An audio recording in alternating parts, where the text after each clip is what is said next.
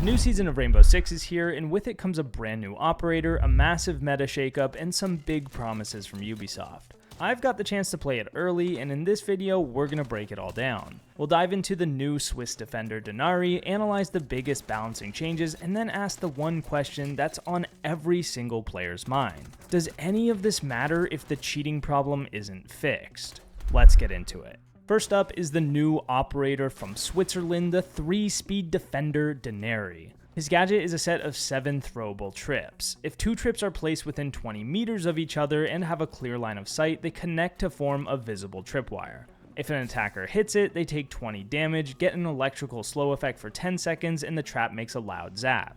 It only takes 5 seconds to reset, having the potential to hit multiple times. It's a powerful tool for passive map control, but that's about as simple as it gets, because this thing is complex. It's a complete nightmare for aggressive, fast-paced attackers, and it absolutely cooks shield operators, flinging their shield to the side and leaving them completely vulnerable. But what are its weaknesses? Well, basically everything. EMPs, Twitch drones, Flores, bullets, they all destroy it. This is why the placement of the trips is crucial. Any trip next to a doorway can be easily shot from the other side, so you have to get a bit creative. For example, while we were testing out the new season with other creators, Titanium Rolo had this insane looking setup on the top floor of Nighthaven. Now, as impossible as it looks to get through here, the entire setup is all relying on a single trip to stop the attackers from walking in. And as it turns out, you can just shoot it from the opposite side. So this whole setup is countered by 1 bullet, which isn't as strong as it might seem at first.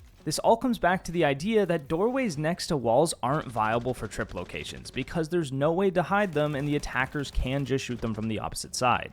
You also have to be careful during your setup because you can break your own gadget with trips that are already set. On top of that, the line of sight between the 2 trips can also get blocked by map debris or even another defending gadget. We'll get into some strategy in a minute, but first let's cover his loadout. Denari's primary options are between Ella's Scorpion Evo or the FMG9, but the real story here is his brand new secondary shotgun. It's a slug shotgun, and honestly, it's kinda weird. It's not great for killing, and it's only kind of okay for sight setup. It's better than nothing, but it feels a bit strange overall. For his secondary gadgets, he can choose either the observation blockers or the shield, both of which complement his ability quite nicely. So how do we actually use him? Well, there's 3 distinct ways to play Denari. The first is the simple way, using the trips on doorways for basic information if someone tries to push there. The second, and my personal favorite, is holding entire rooms by creating this lethal laser grid.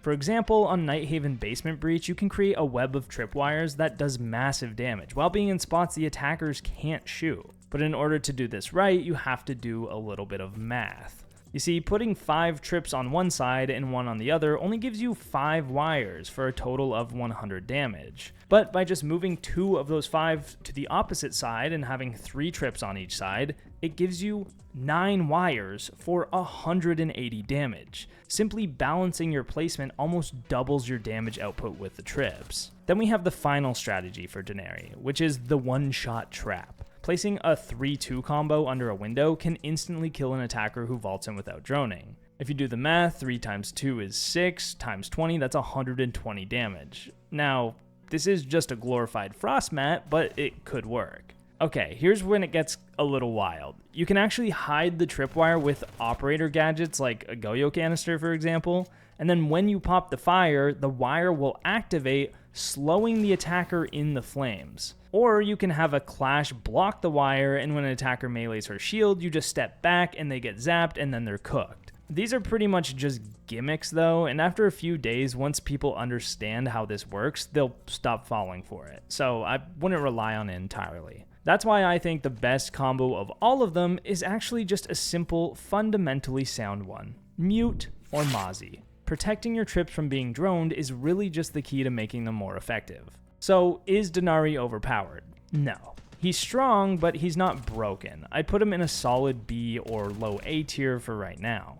He's a creative, high-skill operator, and I can't wait to see what the pros cook up with him.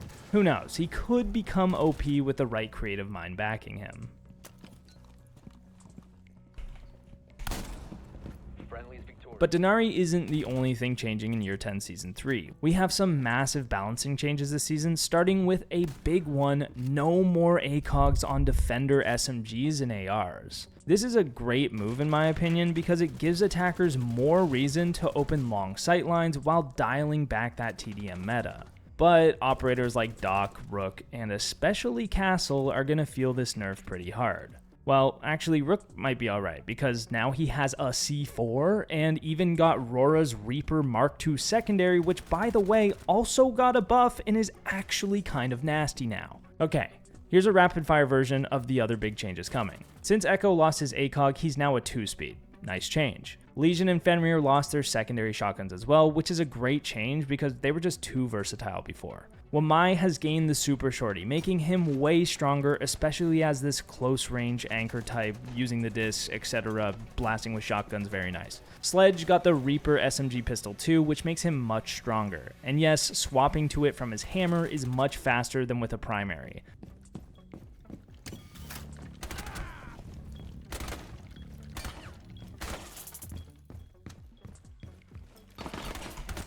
Now, Pulse and Ying also got the Reaper Mark II, making their shotgun loadouts much more viable now too. Ying especially is going to be a monster.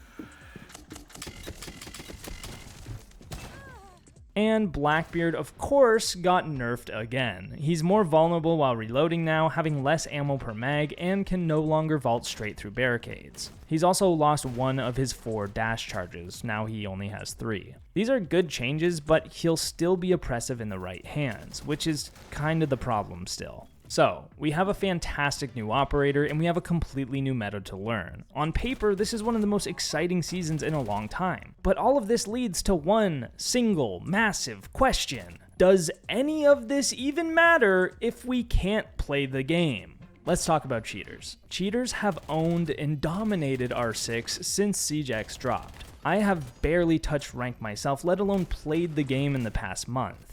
Now, Ubisoft has said that they're significantly upgrading their anti-cheat this season. They're promising us, yet again, that things will be different. As someone who has played the game for 10 years and been let down season after season, I have nothing but the lowest of expectations for this. I'm over believing their words, and I need to see some actual results. So, will this season actually be good? Well, that all depends on if we can actually play the fucking game or not.